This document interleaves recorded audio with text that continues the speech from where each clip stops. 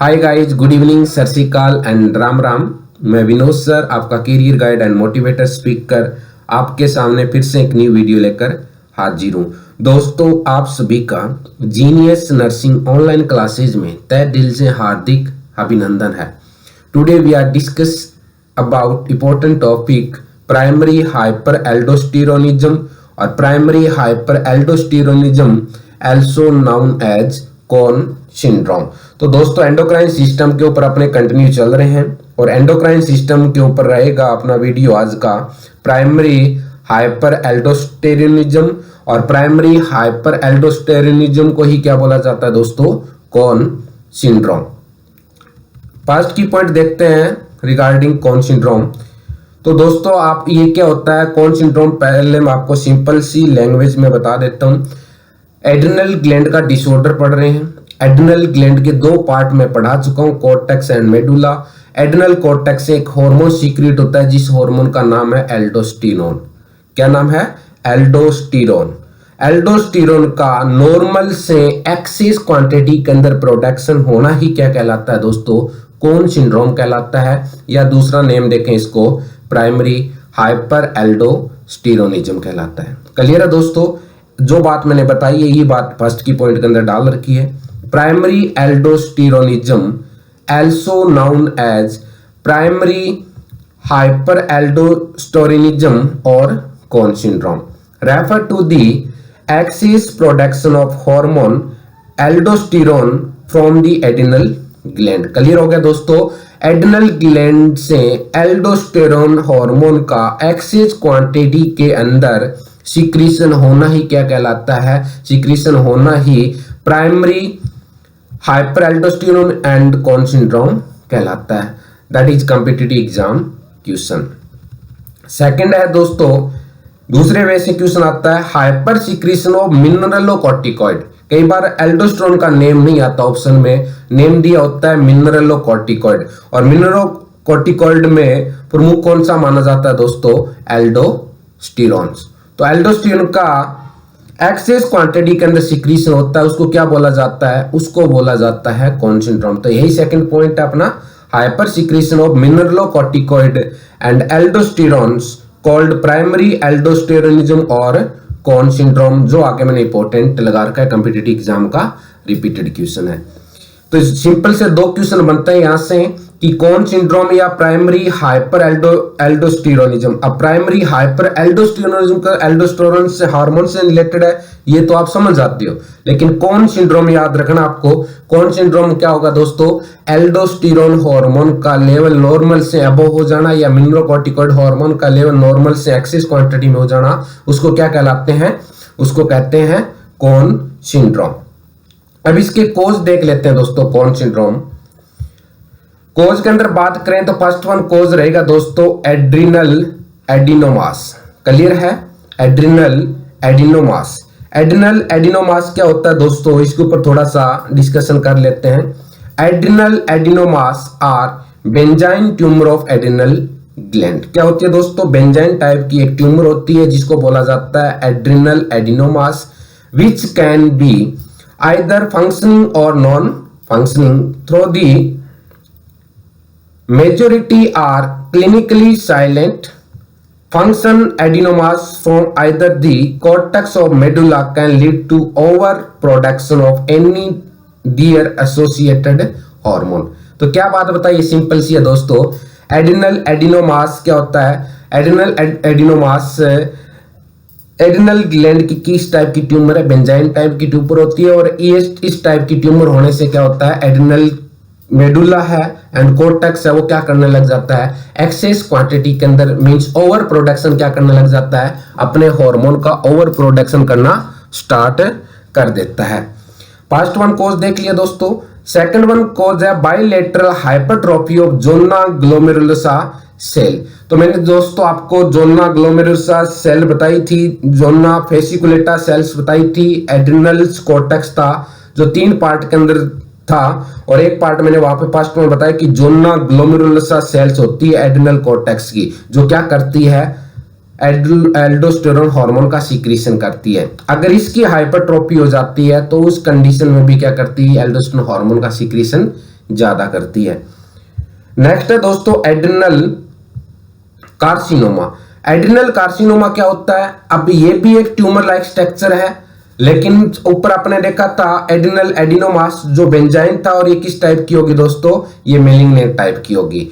तो adrenocorticoid carcinoma is a rare disease in which malignant cancer cell form in the outer layer of the adrenal gland. तो क्या है? Adrenal carcinoma हो जाता है। इस कंडीशन के अंदर भी क्या होता है दोस्तों? इस कंडीशन में भी एल्डोस्टेरोन हार्मोन का लेवल नॉर्मल से एक्सेस हो जाता है, और उस कंडीशन को अपने क्या बोलते हैं? उस कंडीशन को कौन सिंड्रोम बोलते हैं। तो 3 कोज बताएं दोस्तों। अब क्लिनिकल मैनिफेस्टेशन आपको बहुत ज्यादा इंपॉर्टेंट है। क्यों इंपॉर्टेंट है दोस्तों? मैंने आपको एल्डोस्टेरोन हार्मोन का फंक्शन भी बता दिया है ऑल ओवर स्टार्ट के अंदर, जब अपने एड्रिनल ग्लैंड पढ़ा था। अगर आपने एल्डोस्टेरोन हार्मोन समझ में आ चुका है, इसके बाद में मैंने RAA सिस्टम पढ़ाया था। जिन्होंने RAA सिस्टम का वीडियो नहीं देखा है देख लेना, डिस्क्रिप्शन बॉक्स में लिंक मिल जाएगा, अदरवाइज प्ले लिस्ट के अंदर डाल रखा है मैंने। अगर दोनों चीज आपने समझ रखी है तो यहाँ के सारे क्लिनिकल मैनिफेस्टेशन उन 2 चीजों से रिलेटेड है। फर्स्ट वन क्या होता है दोस्तों? हाइपरटेंशन। कौन सिंड्रोम में हाइपरटेंशन कैसे होगी? अब आपके दिमाग में आ रहा होगा, तो आपके दिमाग में सबसे पहले एल्डोस्टेरोन हार्मोन के फंक्शन पे जाना पड़ेगा। एल्डोस्टेरोन हार्मोन का फंक्शन होता है दोस्तों सोडियम और वाटर का तो रिटेंशन कराना, और पोटेशियम का क्या करवाना? एक्सक्रीशन करवाना। अपनी बॉडी से पोटेशियम का क्या करवाना? एक्सक्रीशन करवाना। तो हाइपरटेंशन किसकी वजह से हो रही है दोस्तों? ये हो रही है एक्सेस क्वांटिटी के अंदर सोडियम रिटेंशन होने की वजह से और वाटर रिटेंशन होने की वजह से अपनी बॉडी में क्या हो रही है? हाइपरटेंशन हो रही है। किसकी वजह से? एल्डोस्टेरोन। एल्डोस्टेरोन हार्मोन का काम क्या होता है? ये रीनल ट्यूब है, DCT ट्यूब के ऊपर काम करता है, वहां से सोडियम वाटर का रीअब्जॉर्प्शन करवाता है, और पोटेशियम का क्या करवाता है? एक्सक्रीशन करवाता है। नेक्स्ट है मसल वीकनेस। मसल वीकनेस क्यों होगी दोस्तों? मसल वीकनेस होती है हाइपोकैलेमिया की वजह से। पोटेशियम होता है वो एक्सक्रीट हो जाता है अपनी बॉडी के अंदर से, तब अपनी बॉडी के अंदर क्या होती है? मसल वीकनेस देखने को मिलेगी। अभी मैंने आपको बताया कि एल्डोस्टेरोन का होता है सोडियम वाटर का रिटेंशन करता है, पोटेशियम को क्या करता है? पोटेशियम को एक्सक्रीट करता है। तो नेक्स्ट की पॉइंट आपको दिख रहा है दोस्तों, अगर पोटेशियम बॉडी से ज्यादा एक्सक्रीट होता है, बॉडी में पोटेशियम की कमी हो जाएगी, इसको बोलते हैं सीवियर हाइपोकैलेमिया की कंडीशन देखने को मिलेगी। इनके अलावा भी देखें दोस्तों, एक दूसरे से रिलेटेड है, लेटेंट टिटेनी एंड प्रेस्थेसिया देखने को मिलेगा दोस्तों। प्रेस्थेसिया कॉम्पिटिटिव एग्जाम की रिपीटेड टर्मिनोलॉजी है, जिसका मतलब होता है pin and needle less sensation. ये किस वजह से देखने को मिलता है दोस्तों? टिटेनी क्यों देखने को मिलेगी? ये देखने को मिलती है एल्डोस्टेरोन क्या करता है? Inhibit the activity of kidney. Kidney से क्या करवाता है दोस्तों? किडनी से कोलिकैल्सिफेरॉल हार्मोन होता है जो विटामिन डी को एक्टिवेट करता है। वो हार्मोन्स क्या करता है? सीक्रेट नहीं होने देगा, जिसकी वजह से क्या हो जाता है? जिसकी वजह से अपनी बॉडी के अंदर टिटेनी हो जाती है, प्रेस्थेसिया की कंडीशन है वो डेवलप हो जाती है। क्लियर है दोस्तों? नेक्स्ट है पॉलीडिप्सिया। पेशेंट को क्या होगी दोस्तों? बार बार प्यास लगेगी, पॉलीयूरिया होता है एंड नोक्चूरिया होता है। ये 3 साइन सिम्टम देखने को मिलता है, पॉलीडिप्सिया, पॉलीयूरिया एंड नोक्चूरिया। किसकी वजह से? Due to hypokalemic nephropathy. Hypokalemic nephropathy की वजह से क्या होता है? हाइपोकैलेमिक पोटेशियम की कमी होने की वजह से किडनी प्रॉपर कमांड नहीं कर पाती है। तो ड्यू टू हाइपोकैलेमिक नेफ्रोपैथी की वजह से पॉलीडिप्सिया, पॉलीयूरिया एंड नोक्चूरिया देखने को मिलता है।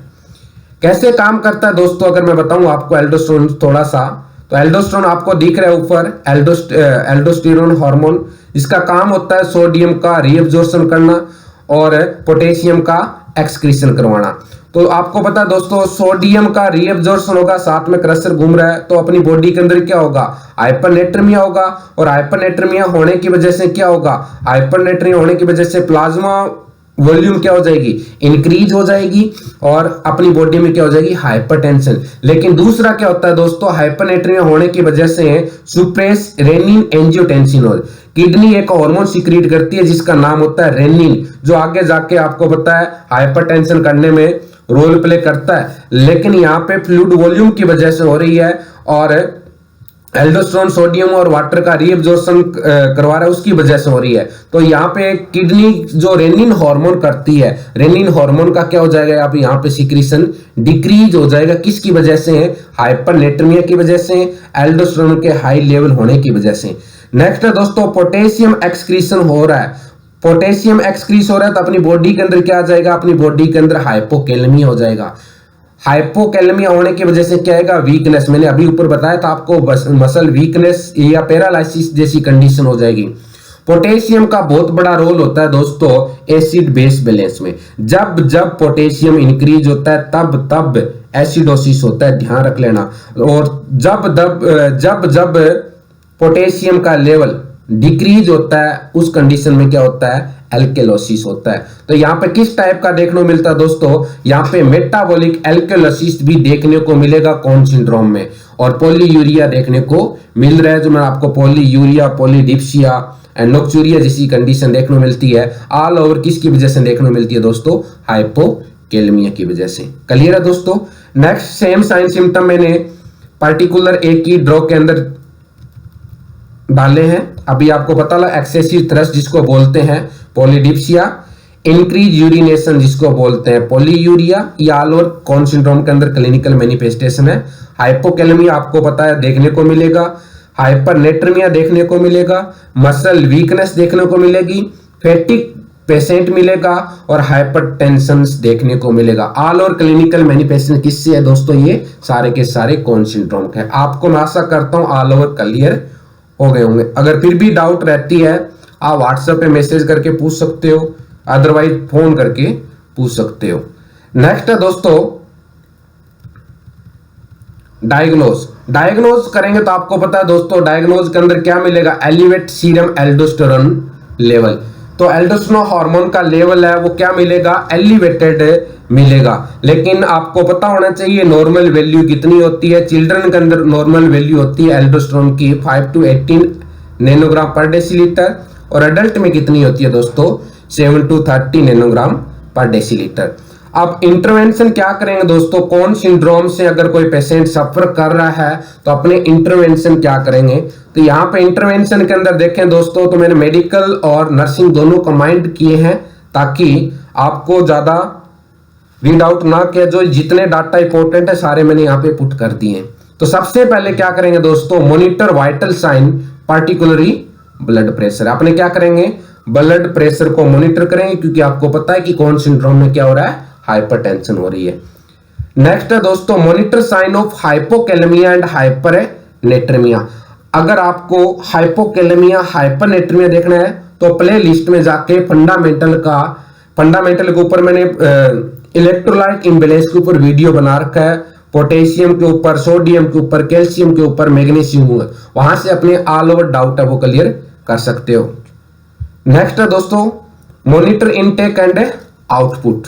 नेक्स्ट है administrate potassium supplement as prescribed. Potassium supplement यहाँ पे क्या देते हैं दोस्तों, हाइपोकैलेमिया और पोटेशियम सप्लीमेंट के अंदर बनाना मोस्ट इंपोर्टेंट सप्लीमेंट माना जाता है। बनाना क्या करता है, पेशेंट को यहाँ पे प्रेस्क्राइब करते हैं। नेक्स्ट दोस्तों एक ड्रग यूज किया जाता है जो कॉम्पिटिटिव एग्जाम में पूछा जाता है कि हाइपोकैलेमिया की कंडीशन में कौन सा ड्रग है वो प्रेस्क्राइब करते हैं या कौन सिंड्रोम में।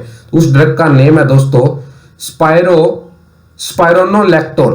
क्या नेम है, स्पाइरोनोलैक्टोन, और इसका ब्रांड नेम देखें तो एल्डेक्टोन है। May be prescribe to promote fluid balance and control hypertension, and this is a potassium sparing diuretic and aldosterone antagonist। ये स्पाइरोलैक्टोन क्या काम करता है, सिंपल सी लैंग्वेज में बता देता हूं दोस्तों। ये सोडियम का तो क्या करवाता है, ये एक्सक्रीशन करवाता है, वाटर का एक्सक्रीशन करवाता है, और पोटेशियम का क्या करवाता है, पोटेशियम का रिटेन्स करवाता है, पोटेशियम का रीअब्जॉर्प्शन करवाता है, जिसकी वजह से जो एक्सेस क्वांटिटी के अंदर क्या था, सोडियम था, वो बाहर निकल जाएगा। पोटेशियम जो यूरिन के साथ जा रहा था और वो वापस क्या होने लग जाएगा, रीअब्जॉर्प्शन होने लग जाएगा। दोनों कंडीशन में क्या हो जाएगा, बैलेंस हो जाएगा। हाइपरनेट्रिमिया था वो नॉर्मल आ जाएगा, हाइपोकैलेमिया था वो भी क्या आ जाएगा, नॉर्मल आ जाएगा। नेक्स्ट है दोस्तों prepare for client for adrenalectomy if condition not under control. तो क्या दोस्तों रिमूव ऑफ एड्रेनल ग्लैंड है, एड्रेनोलेक्टोमी कब करेंगे? जब क्या है आपने टेबलेट देख के देख ली, सप्लीमेंट देख के देख लिया, किसी भी एंगल से बात नहीं बन रही है, उस कंडीशन पर अपने को क्या करना पड़ेगा? एड्रेनोलेक्टोमी करवानी पड़ेगी। नेक्स्ट है, और पेशेंट को क्या बोलेंगे? कौन सिंड्रोम में पेशेंट को बोलेंगे? Maintain sodium restriction if prescribed preoperatively. तो यहाँ पे सोडियम रेस्ट्रिक्शन बोला जाएगा दोस्तों, क्योंकि यहाँ पे ऑलरेडी हाइपरटेंशन है, ऑलरेडी सोडियम की वैल्यू है वो ब्लड के अंदर ज्यादा है, तो पेशेंट को क्या करते हैं? सोडियम रेस्ट्रिक्शन करने के लिए बोलेंगे। Monitor for the sign of adrenal insufficiency. Adrenal insufficiency की कब मॉनिटर करेंगे दोस्तों? जब पेशेंट को क्या कर दी है? एड्रेनोलेक्टोमी कर दी, एड्रेनल ग्लैंड को रिमूव आउट कर दिया। अब हार्मोन की कमी होगी, आपको पता है डेफिनेटली कमी होगी, और इस कंडीशन में क्या करेंगे? अपने आर्टिफिशियल हार्मोन पिल है वो पेशेंट को प्रेस्क्राइब करेंगे। नेक्स्ट है दोस्तों, instruct the client about the need for glucocorticoid therapy following adrenalectomy. And last one की पॉइंट है दोस्तों, instruct the client about the need to wear a medic alert bracelet. Medical alert bracelet होना चाहिए, उसके ऊपर आपको पता है नेम होता है, डिजीज का भी नेम लिखा होता है, पता लग जाता है हाँ पेशेंट इस डिजीज से सफर कर रहा है। तो दोस्तों ये छोटा सा टॉपिक था, आशा करता हूं आपको समझ में आएगा, और किसी भी एंगल से कोई डाउट लगे तो विनोद सर को आप डेफिनेटली कॉल करके पूछ सकते हो।